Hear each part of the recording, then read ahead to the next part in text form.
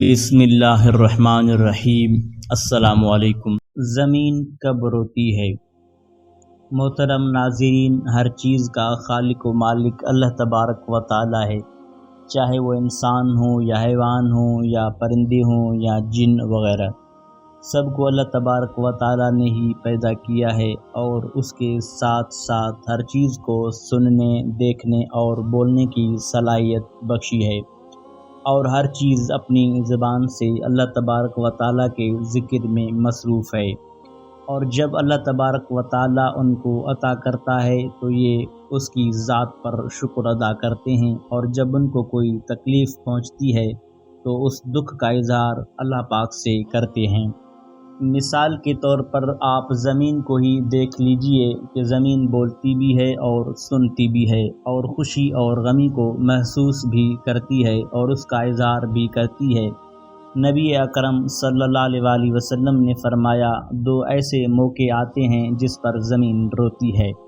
پہلی بار زمین تب روتی ہے جب کسی کا بلا وجہ یعنی کسی بے قصور کا خون بہایا جاتا ہے، تو جیسے ہی مقتول کا قطرہ زمین پر گرتا ہے تو زمین اپنے پروردگار کو پکار کر کہتی ہے کہ یا اللہ مجھے اجازت دیں تاکہ میں قاتل کو ابھی نگل جاؤں، تو پروردگار فرماتا ہے صبر کر، یہ تیرے ہی اندر آئے گا۔ دوسری بار زمین تب روتی ہے جب زانی زنا کرنے کے بعد غسل کرتا ہے تو پانی کا پہلا قطرہ جب زمین پر گرتا ہے تو زمین زاروں قطار روتی ہے اور اپنے پروردگار کو پکار کر کہتی ہے کہ اے اللہ مجھے اجازت دے تاکہ میں اسے ابھی نگل جاؤں، تو آگے سے آواز آتی ہے تھوڑی دیر صبر کر، یہ زمین کے اندر تیرے ہی پاس آئے گا۔ ناظرین، زناکاری ایک بدترین لعنت، ذلت اور پستی کی علامت ہے۔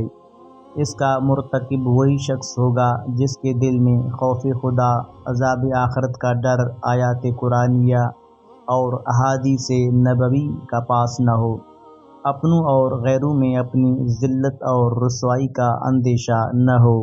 قرآن کریم نے زنا تو کیا اس کے قریب جانے سے بھی منع فرمایا ہے، چنانچہ فرمان باری تعالی ہے کہ وَلَا تَقْرَبُوا الزِّنَا إِنَّهُ كَانَ فَاحِشَةً وَسَاءَ سَبِيلًا، بدکاری کے پاس نہ جاؤ، بے شک وہ بے حیائی اور بہت ہی بری راہ ہے۔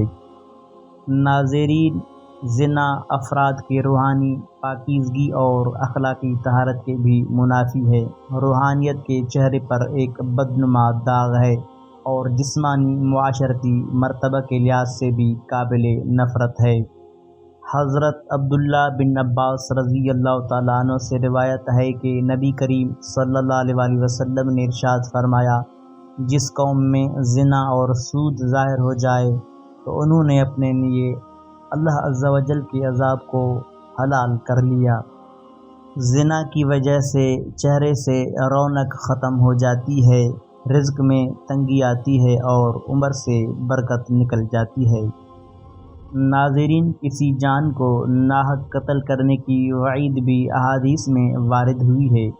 نبی اکرم صلی اللہ علیہ وآلہ وسلم نے ارشاد فرمایا، بڑے کبیرہ گناہوں میں سے ایک کسی جان کو ناحق قتل کرنا ہے۔ کسی مسلمان کو ناحق قتل کرنے والا قیامت کے دن بڑے خسارے کا شکار ہوگا۔ دوسری روایت میں ہے کہ نبی اکرم صلی اللہ علیہ وآلہ وسلم نے ارشاد فرمایا، اگر زمین و آسمان والے کسی مسلمان کے قتل پر جمع ہو جائیں تو اللہ تبارک و تعالی سب کو اونڈے منہ جہنم میں ڈال دے۔